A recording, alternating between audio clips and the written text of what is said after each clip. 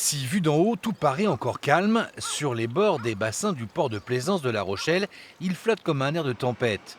À partir de juin prochain, il ne sera plus possible de louer un bateau pour y passer une ou plusieurs nuits.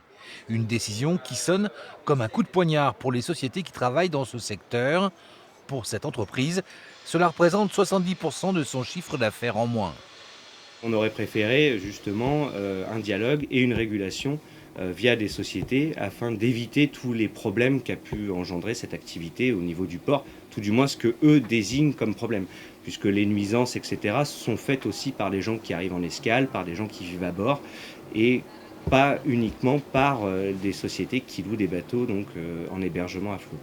Une décision prise par la mairie et la régie du port et confirmée par le tribunal administratif de Poitiers le 2 avril dernier.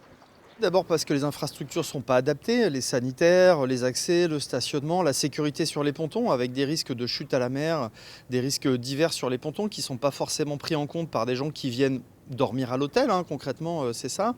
Et puis oui, le développement était majeur. Sur le bassin des yachts, ça a pu représenter jusqu'à entre un tiers et la moitié des bateaux qui ont été exploités en Airbnb, en location à bord, à vocation d'hébergement uniquement. Et ça, c'est pas la vocation de nos bassins. Pour faire face à cette interdiction, 7 requérants ont décidé de porter un recours pour ne pas fermer leurs portes dans 3 mois. Il faut qu'on regarde, et ça c'est le rôle de l'office du juge, si une autre décision n'était pas possible.